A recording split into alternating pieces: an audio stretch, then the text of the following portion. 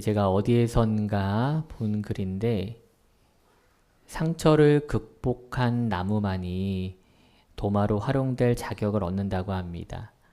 이 도마를 만드는 어떤 장인이 한 말이라고 하는데 이 상처를 받아보지 않은 나무들은 그만큼 무르고 힘이 없어 칼질에 남아나지 않고 물에도 약하다고 합니다. 그만큼 상처를 더 받아봤기에 더 단단한 나무가 되는 게 아닌가 저도 지레짐작을 해봅니다. 도마는 그 이후에 나무로 자랄 때보다 훨씬 더 많은 세월을 칼질과 또한 물을 만나게 되는데 이미 상처와 물에 많이 노출되었기 때문에 도마로 잘 준비될 수 있는 게 아닌가라는 생각을 해봅니다. 우리는 이 세상을 살면서 상처를 받고 또한 이 고난의 길을 걷는 것을 때로는 두려워하죠. 그게 인간이기 때문입니다. 어떠한 그러한 상처들과 아픔이 결국 나에게 깊은 상처를 남기고 때로는 우리가 흔히 말하는 트라우마까지 남길 수 있다는 것에 두려움을 가지고 있기 때문이죠. 그런데 세상에 아무런 상처가 없는 사람이 있을까요, 여러분은 과연? 지금까지 우리가 살아오면서 우리가 상처뿐 아니라 마음의 상처, 영혼의 상처가 없는 사람이 있을까 싶습니다. 문제는 그것을 어떻게 받아들이고 극복하느냐, 이제 그것의 차이인 것 같습니다. 우리가 2025년 전반기 동안에는 오늘 한 해 동안 우리가 가지고 있는 회복하여 변화되는 공동체 가운데 이 회복에 대한 부분을 조금 초점을 맞춰 말씀을 나누려고 합니다. 우리의 상처 입은 영혼과 또한 죄에 빠져서 넘어지곤 하는 이 우리의 영혼은 분명히 회복되어야만 합니다. 하지만 그 회복은 내가 결심하고 내가 결단한다고 해서 삶을 바꾸겠다라고 하는 어떤 의지만으로 어떤 캠페인만으로 어떤 운동만으로 되는 것은 아닙니다. 우리의 진정한 회복은요, 우리를 지으시고 나를 가장 잘 아는 창조주 되신 주님으로부터 시작되어야만 그게 진짜 회복인 줄 믿습니다. 그래서 우리는 지난주 하나님의 가치 소비라는 제목을 가지고 하나님의 사랑이 얼마나 크고 놀라운지에 대해서 말씀을 나눈 것입니다. 오늘은 사랑으로 회복하라. 그 두 번째 시간으로 예수님의 고난과 사랑에 대해서 말씀을 상고하려고 합니다. 먼저 우리 모두가 죽음의 길 위에 있는 존재임을 다시 한번 우리는 기억을 해야 합니다. 제가 방금 전에 삶의 상처와 고난에 대해서 그것이 우리 삶에 있어서 필수 불가결한 것임에 대해서 말씀을 드렸는데요. 다만 몸과 영혼이 죽는 이 고난과 아픔은 사실은 우리가 고난을 감당할 수 있는 그러한 무게의 것은 절대 아닙니다. 죄인의 본질을 가지고 이 세상을 살아간다는 것은 결국은 죽음을 향해서 걸어가는 꼴이기 때문이죠. 저랑 연배가 비슷하신 분들은 알 수도 있는데 영화 제목과도 똑같아서 유명한 말이 하나 있습니다. 바로 데드맨 워킹이라고 하는 말이 있습니다. 데드맨 워킹. 영화 제목으로도 수십 년 전에 나와서 죄수와 또한 간수 사이에 있었던 일들을 가지고 데드맨 워킹이라고 하는 영화로 만들어진 게 있습니다. 데드맨 워킹을 직역하자면 말 그대로 죽은 자의 걸음입니다. 죽은 자의 걸음. 감옥 안에 있는 사형수는요, 사형 언도를 받더라도 자신이 언제 죽는지 그 날짜를 알 수 없다고 합니다. 물론 집행하는 쪽에서도 그 날짜를 미리 못 받고 준비하는 건 아니라고 하더라고요. 하지만 사형 집행을 언도받은 사람은 언젠가는 사형을 집행을 하게 되어 있습니다. 평범한 하루처럼 시작된 어느 날 사형 집행 일자가 될 수도 있는데 그 사형 집행 장소로 가는 마지막 걸음과 그 시간을 두고 데드맨 워킹이라는 말을 쓴다고 합니다. 데드맨 워킹. 그런 면에서 우리는요, 사실 모두가 이 데드맨 워킹의 시간을 지나고 있다고 저는 생각을 합니다. 왜냐면 우리는 모두 다 죽을 존재이기 때문이죠. 사형수가 마치 마지막 걸음을 걸어가는 것처럼 우리는 죽음을 향해 걸어가는 시간 중에 있다는 사실을 잊어서는 안 된다는 겁니다. 우리가 죽음의 길 위에서, 이 죽음의 길 위에서 구원받을 수 있는 방법은 우리에게 있지 않습니다. 나의 죽음의 대가를 대신할 누군가가 필요한데 그 대신할 사람이 없기 때문이죠. 세상 누구도 기꺼이 자신의 목숨을 대신 내어주는 사람이 있진 않습니다. 물론 우리가 정말 어쩌다 한 번씩 살신 성인의 의인에 대해서 뉴스를 듣곤 하지만 그거는 정말 우리가 자주 보기 어려운 뉴스죠. 단 한 사람의 목숨을 그런데 되살리기 위해서는 그 사람은 자신의 목숨 하나를 내놓는 정도입니다. 하지만 우리가 모든 사람의 목숨을 구할 수 있는, 죽음의 길을 걸어가고 있는 모든 사람의 목숨을 건져낼 수 있는 능력자는 없습니다. 그래서 바로 우리에게 예수 그리스도가 우리에게 오신 것입니다.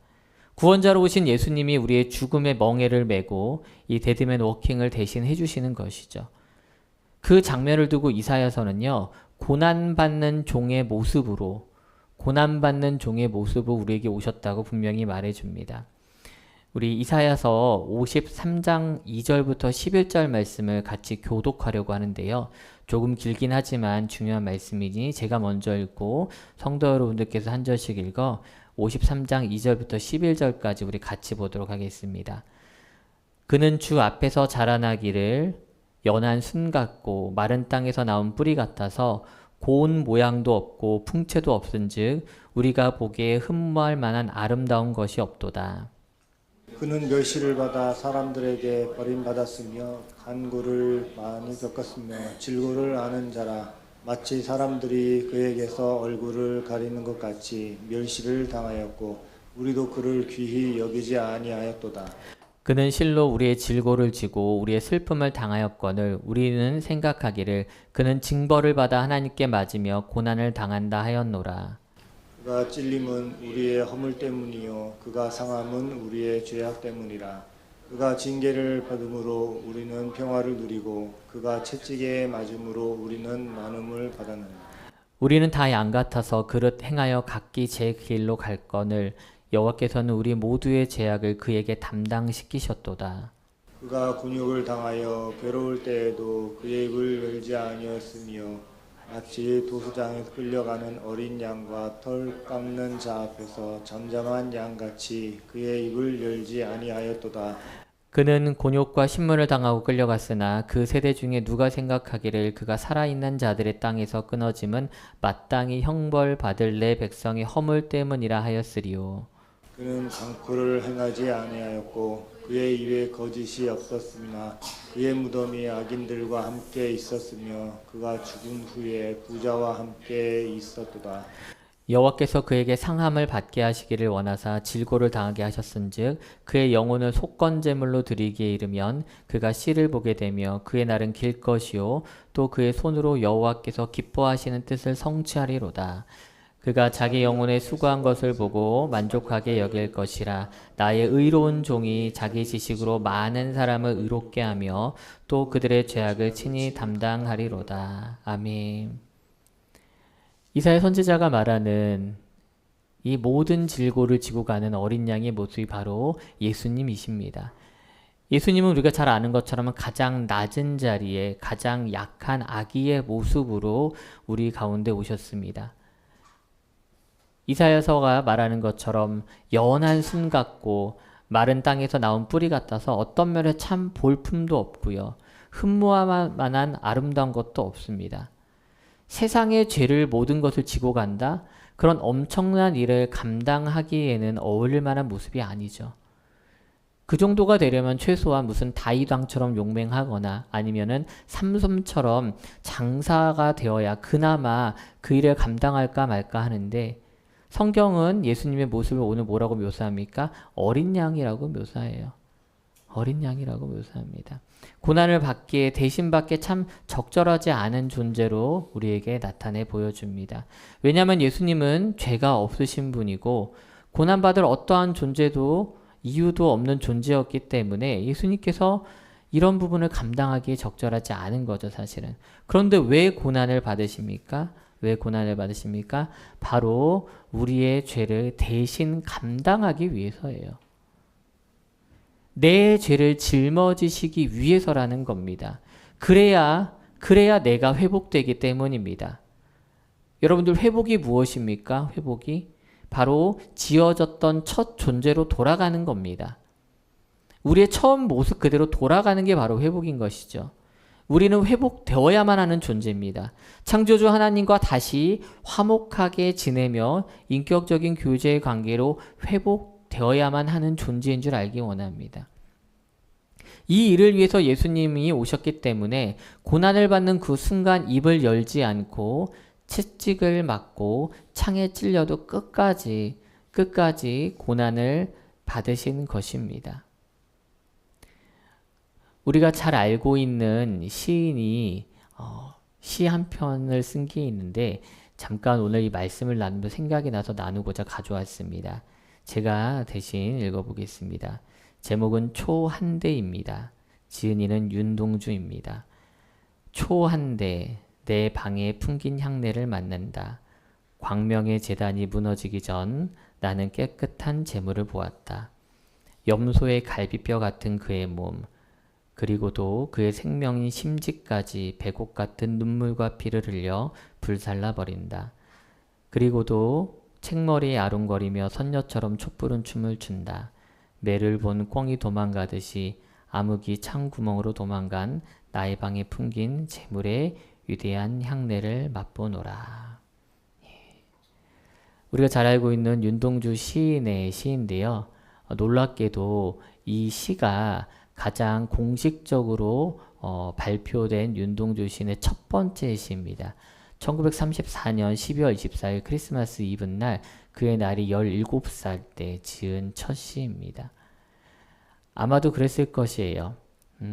독실한 기독교 신자였던 윤동주는 크리스마스 이브를 앞두고 예수 그리스도의 오심에 대해서 묵상을 할 때 그가 오신 것이 끝이 아니라 염소의 정말 갈비뼈 같은 그의 몸을 제단 위에 불살라 꺼져가는 촛불처럼 자신의 몸을 내어드린 예수가 오신 그 이유에 대해서 묵상을 했던 것입니다.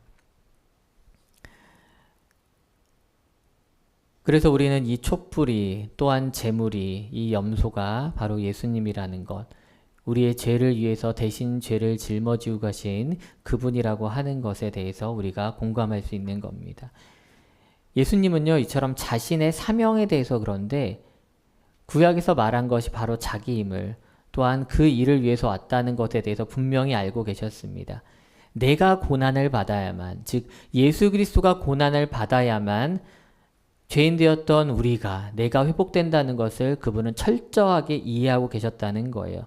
그래서 그는 마가복음을 통해서 어떤 이유로 그가 왔으며 고난받는 것에 대해서 어떻게 생각하신지를 분명히 나타내십니다. 우리 마가복음 9장 12절 말씀 같이 읽겠습니다. 이르시되 엘리야가 과연 먼저 와서 모든 것을 회복하거니와 어찌 인자에 대하여 기록하기를 많은 고난을 받고 멸시를 당하리라 하였느냐. 우리 마가복음 8장 31절도 읽겠습니다. 인자가 많은 고난을 받고 장로들과 대제사장들과 서기관들에게 버림받아 죽음을 당하고 사흘 만에 살아나야 할 것을 비로소 그들에게 가르치시되. 아멘. 많은 사람들이 이해를 못하죠. 메시아가 왔으면 메시아답게 대적들을 물리치고 높은 자리에 앉으며 이 땅을 통치하고 새로운 계명을 세워 이 나라를 다스릴 거라 생각했는데 예수님은 자꾸 낮은 곳으로 가신단 말이에요. 남들의 짐을 대신 짊어지신단 말입니다. 가장 아픈 자들, 약한 자들 곁으로 가시면서 온 이유가 이거라고 말씀을 하세요. 죄인을 위해서 왔다고 해요. 의인이 아니라. 왜 죄인을 위해서 옵니까? 의사가 병자들이 의자가 필요한 것처럼 죄인들에게는 죄를 사해줄, 죄의 문제를 해결해줄 예수가 필요했기 때문입니다. 예수님은 자신의 역할을 아셨어요. 단순히 그런데 그것은 일시적인 치유, 회복에서 끝나는 게 아니라 진정한 회복과 진정한 치유는 예수님께서 십자가에 못 박히실 때, 우리를 위해서 대신 죽으실 때에야 완성된다는 것을 그분은 아셨기 때문에 많은 고난과 멸시를 당하는 것, 그것에 대해서 두려움이 없으셨습니다. 고난이 있어야 사랑이 완성되며 회복되어야 된다는 것을 예수님은 분명히 아셨던 것이죠. 그래서 우리는 이 회복이 예수님의 십자가의 사랑으로 완성된다는 것을 우리는 알아야 합니다. 그것에 대해서 우리가 잘 모를 때 우리는 어쩌면은 가장 가까이 있었지만은 예수님을 잘 안다 생각했지만 베드로와 같은 엉뚱한 우리가 행동을 할 수도 있는 것입니다. 마가복음 8장 32절 이하에 베드로는 이렇게 예수님께 얘기합니다. 방금 우리가 읽었던 31절에 뭐라고 말합니까? 내가 많은 고난을 당하고 죽임까지 당한 다음에 사흘 만에 다시 살아나야 한다라고 가르치셨는데 그 구절을 이어붙여서 바로 베드로가 이렇게 얘기해요. 드러내놓고 이 말씀을 하시니 베드로가 예수를 붙들고 항변하매 예수께서 돌이키사 제자들을 보시며 베드로를 꾸짖어 이르시되 사탄아 내 뒤로 물러가라. 내가 하나님의 일을 생각하지 아니하고 도리어 사람의 일을 생각하는도다 하시고 무리와 제자들을 불러 이르시되 누구든지 나를 따라오려거든 자기를 부인하고 자기 십자가를 지고 나를 따를 것이니라. 누구든지 자기 목숨을 구원하고자 하면 잃을 것이요 누구든지 나와 함께 복음을 위하여 자기 목숨을 잃으면 구원하리라. 아멘. 우리가 예수님의 고난과 순환에 대해서 잘못 이해하면은 왜 예수님이 그러셔야 됩니까? 아닙니다. 그러실 필요가 없습니다. 제가 그 길을 대신 가겠습니다. 라고 말할 수 있어요. 하지만 여러분들 예수님이 뭐라고 말씀하세요? 베드로를 향해서 사탄아 내로 뒤로 물러가라고 말씀하세요. 하나님의 일을 생각하지 않고 사람의 일을 생각할 때 우리는 엉뚱한 답변을 내놓을 수 있다는 겁니다. 그래서 예수님이 뭐라고 말씀하십니까? 누구든지 나를 따라오려거든 자기를 부인하고 자기 십자가를 지고 따르라고 말씀하십니다. 우리 각자에게 주어진 자신만의 십자가가 있는데 그것을 들고 오랍니다. 그럼 예수님은 안 가셨나요? 아닙니다. 예수님이 가장 큰 십자가를 지고 먼저 가신 것 아닙니까? 여기서 말하는 자기 십자가는 우리에게 주어진 십자가뿐 아니라 예수님 스스로가 자신이 짊어져야 할 십자가에 대한 정확한 이해와 생각이 있으셨기 때문에 기꺼이 모든 고난과 수모를 겪으면서도 입 하나 뻥끗하지 않고 십자가를 지고 골고다 언덕을 오르신 겁니다.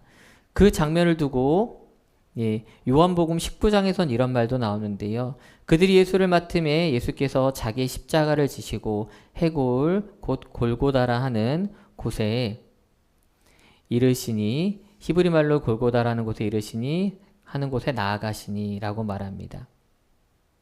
예수님도 이처럼 자기 십자가를 지신 거예요, 여러분들. 자기 십자가. 그러니 우리에게도 말씀하실 수 있는 겁니다. 우리 각자에게 주어진 십자가를 지라고요. 그 길을 걸을 때 우리가 예수 그리스도가 십자가를 통해 그 사랑으로 우리를 완성시키셨음에 대해 우리가 분명히 알 수 있는 것입니다. 이 십자가를 생각하면서 갑자기 어렸을 적에 읽었던 동화 한 편이 생각이 났어요. 아마 여러분들 다 아실 겁니다. 미국의 아동 작가인 쉘 실버스타인이 1964년에 동화 하나를 발표했는데요. 1964년, 굉장히 이전이죠. 근데 아마 여기 앉아 계신 분들 모두 알 겁니다. 제목이 뭐냐면은 영어 원제로 더 기빙 트리입니다. 더 기빙 트리. 우리말로 번역이 어떻게 되었을까요, 여러분들?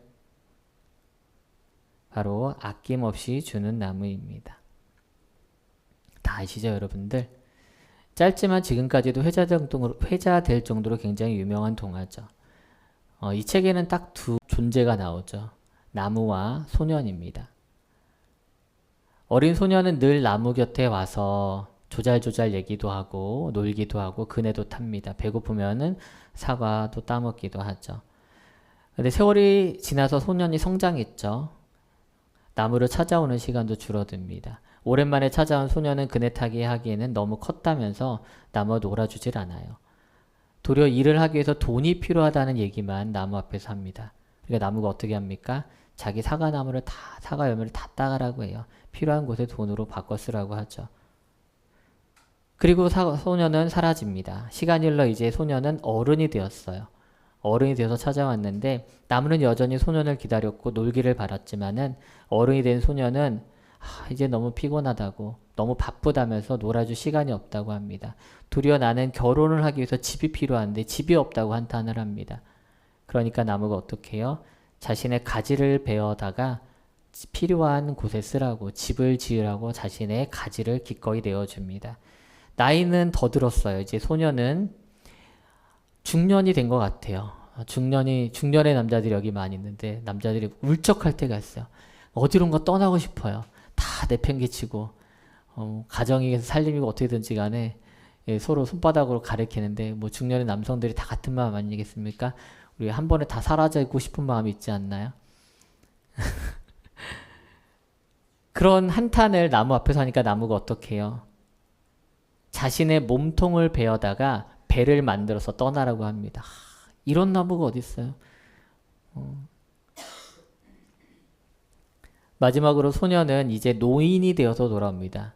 너무 피곤해서 이제 어디로 갈 수도 없고 예전처럼 기력도 없어요. 쉴 곳이 필요하다는 그 말에 이제 밑둥밖에 남지 않은 나무가 자신에게 와서 그 구루터기에 앉아서 쉬라고 말합니다.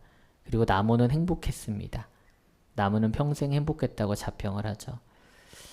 이 동화를 나이 들어서 살펴보니까 좀 감흥이 점점 남다른 것 같아요. 10대 때 느꼈던 20대, 30대 그리고 40대를 지나면서 느끼는 감흥이 좀 다른 것 같은데 거기다 이제 목사의 색안경을 끼면서 보다 보니까 이렇게까지 자신의 모든 것을 내어주는 사랑이 있을 수 있을까? 요즘 말로 호구 아닌가? 도대체 무엇을 보면서 이렇게 다 내어주나? 근데 이 아낌없이 주는 나무는 결국 소년을 너무 사랑한 거죠. 자신의 모든 것을 내어준 만큼 사랑했는데 그게 바로 오늘 우리 예수 그리스도의 십자가의 사랑이 아닌가 싶다는 겁니다. 사실 이거 끝인가요? 아닙니다. 예수님은요, 아무것도 남지 않을 때까지, 자신이 완전히 사라질 때까지 이 구루터기조차 불태울 정도로 예수님은 자신을 내어주셨습니다. 그게 바로 우리는 십자가의 사랑인 줄 압니다. 세상에는 그런 사랑이 없다고 말하죠. 이건 동화라고 말해요. 이렇게 일방적인 헌신은 있을 수 없다고 말합니다. 맞습니다. 세상에는 없죠. 세상에서는 있을 수 없는 사랑이에요. 그러니까 동화책에 있는 거 아니에요. 그런데 기독교에는 있습니다. 예수님이 그런 사랑을 하셨거든요. 예수님의 고난과 사랑을 깊이 우리가 이해한다라면은 사도 바울의 고백이 허튼 소리가 아님을 우리는 같이 고백할 수 있습니다. 사도 바울은 그래서 이렇게 고백을 합니다. 고린도전서 2장 2절 말씀을 같이 읽겠습니다. 시작. 내가 너희 중에서 예수 그리스도와 그가 십자가에 못 박히신 것 외에는 아무것도 알지 아니하기로 작정하였습니다. 히브리서 12장 2절입니다. 믿음의 주요 또 온전하게 하시는 이인 예수를 바라보자. 그는 그 앞에 있는 기쁨을 위하여 십자가를 참으사 부끄러움을 개의치 아니하시더니 하나님 보좌 우편에 앉으셨느니라. 아멘. 여러분들은 남은 인생 동안 내가 가장 잘 아는 게 뭐라고 고백하기 원합니까?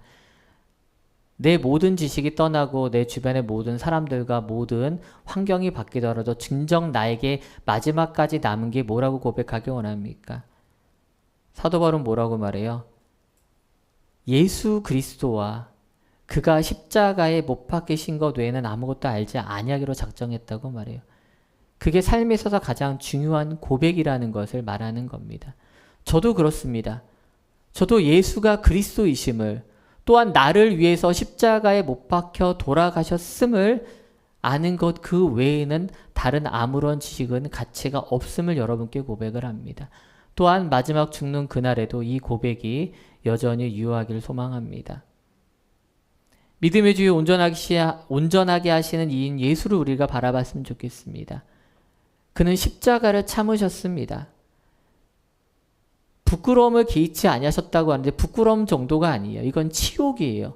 십자가에서 죽음은 당시 가장 최악의 죽음이었습니다. 근데 예수님은 그걸 개의치 않으셨어요. 왜요? 그 앞에 있는 기쁨을 위해서요. 그 기쁨이 뭐예요? 저와 여러분들의 구원입니다. 저와 여러분들이 하나님과 다시 한번 회복되는 그 순간을 기대하시며 예수님은 기꺼이 자신에게 주어진 그 십자가를 지신 줄 알기 원합니다. 그리고 예수님은 분명히 하나님 보좌 우편에 앉으셨습니다. 아멘. 예수님의 고난과 사랑은 이처럼 십자가 위에서 비로소 완성되었음을 여러분들 알기 원합니다. 마지막으로 이로 인해 마침내 하나님 나라는 회복됩니다. 우리가 사랑으로 회복해라 두 번째 이 말씀을 통해 예수님의 고난과 사랑은 결국은 하나님의 나라를 회복하는 시작이자 완성입니다. 우리 누가복음 말씀 6장 20절 같이 읽겠습니다. 시작. 예수께서 눈을 들어 제자들을 보시고 이르시되 너희 가난한 자는 복이 있나니 하나님의 나라가 너희 것임이요. 8장 1절도 같이 읽겠습니다. 그 후에 예수께서 각 성과 마을에 두루 다니시며 하나님의 나라를 선포하시며 그 복음을 전하실새 12 제자가 함께하였고. 아멘. 예수님께서 뭐라 말씀하십니까? 가난한 자에게 복이 있대요. 왜요? 하나님의 나라가 그들의 것이기 때문이죠. 세상 눈으로 보아선 가진 게 없어요. 빈털터리예요. 남들이 무시해요. 없어 보여요. 그런데 도리어 복이 있습니다. 왜냐하면 그 자리에 하나님의 나라가 가득 차기 때문입니다. 예수님의 십자가가 그것을 위해서 있는 것 아니겠습니까? 예수님이 그 고난과 수모를 겪으시고 우리에게 보여주신 그 사랑이 결국은 나를 회복시키시고 하나님의 나라를 회복시키시기 위함이 아니겠습니까? 그렇기 때문에 예수님은 이 땅에 오셔서 각성과 마을을 두루 다니시며 하나님 나라를 선포하신 거예요. 이 땅의 나라와는 다른 하나님의 나라를 선포하신 겁니다. 이 땅의 방식과는 다른 방식으로 사랑을 내보이며 또한 그것을 완성하신 십자가를 지시기 전에 하나님 나라가 이렇게 올 것이다라고 하는 것을 우리에게 몸소 보여주신 게 바로 예수님의 십자가이셨습니다. 예수님은 우리 한 명 한 명의 회복을 시키셨습니다. 병든 자를 일으켜 세우시고 죽은 자를 살리시며 아무도 고쳐낼 수 없었던 귀신 들린 자를 고치시며 한 명 한 명을 회복시키십니다. 비록 한 명이었고 비록 한 명이었지만 예수님이 그 한 명을 회복시킴으로써 다른 이들이 나도 회복될 수 있다라고 하는 가능성을 던져주셨고 실제로 예수님은 모든 자들의 회복을 위해 십자가를 지신 겁니다. 그리고 그 하나하나 회복된 개인들로 인해서 어떤 일이 벌어집니까? 마침내 하나님 나라가 회복되는 것입니다. 많은 사람들이 하나님 나라에 대한 오해를 합니다. 어디에 있습니까? 저기에 있습니까? 여기에 있습니까? 언제 옵니까? 그런 이들을 향해 예수님께서 마지막으로 이렇게 말씀하십니다. 누가복음 17장 20절과 21절 말씀 같이 읽겠습니다. 바리새인들이 하나님의 나라가 어느 때에 임하나이까 묻거늘 예수께서 대답하여 이르시되 하나님의 나라는 볼 수 있게 임하는 것이 아니오 또 여기 있다 저기 있다고도 못하리니 하나님의 나라는 너희 안에 있느니라. 뭐라고요? 하나님의 나라는 어디 있다고 여러분들? 너희 안에 있느니라. 여기 앉아 계신 분들 한 명 한 명이 회복될 때 이 자리에서 하나님의 나라가 드러나는 거예요, 여러분들. 예수님은 그 일을 위해 오셨고요. 우리의 회복을 위해서 기꺼이 십자가에서 참으셨던 겁니다. 그리고 우리 한 명 한 명이 회복될 때 우리 가정이 이제는 하나님의 나라가 되는 것이며 우리 가정이 회복될 때 우리 이웃에게 하나님의 나라가 퍼져나가는 것입니다. 그리고 마침내 우리의 일터가 우리 믿음의 공동체가 우리 지역사회가 점차 예수 그리스도의 십자가의 사랑으로 회복되며 변화되는 줄 믿습니다. 그렇게 하나님의 나라가 완성되는 줄 믿습니다. 사랑하는 여러분, 오늘 말씀을 기억하시기 원합니다. 예수님의 고난과 그분의 사랑이 우리 각 개인을 어떻게 회복시키시는지 그 회복이 어떻게 결말로 이어진지를 알기 원합니다. 예수님은 헛되이 죽지 않으셨습니다. 그가 이 땅에 오신 이유는 분명히 있습니다. 먼저 여러분 각자 한 명 한 명을 위해 오셨다는 걸 잊지 마십시오. 회복은 철저하게 이 예수 그리스도의 고난을 통해서 가능했습니다. 예수 그리스도의 고난이 없었더라면 우리의 회복도 요원합니다. 또한 회복은 온전히 예수님의 십자가를 통해서 완성되었습니다. 다른 이름은 없습니다. 다른 방법은 없습니다. 예수 그리스도의 십자가만이 우리를 회복시키시고 사랑의 완성임을 우리 가운데 드러내십니다. 주님은 이제 우리 한 명 한 명이 그리스도 예수 안에서 회복되길 바라고 계십니다. 우리 2025년 우리가 이 2월입니다 벌써. 우리는 회복의 단계로 이미 들어섰고 하나님은 말씀을 통해 우리 공동체가 개인으로부터 공동체 모두가 회복될 것이라고 분명히 선포하셨습니다. 이 온전한 회복을 통해 우리는 변화의 단계로 나아갈 걸 기대해야 합니다. 부디 바라건대 우리 사랑하는 공동체원 한 명 한 명이 주님의 예수 그리스도의 십자가의 진정한 의미를 깨달아 나로부터 내 속에서부터 머리부터 발끝까지 회복되는 놀라운 역사가 있으시길 주님의 이름으로 축복합니다.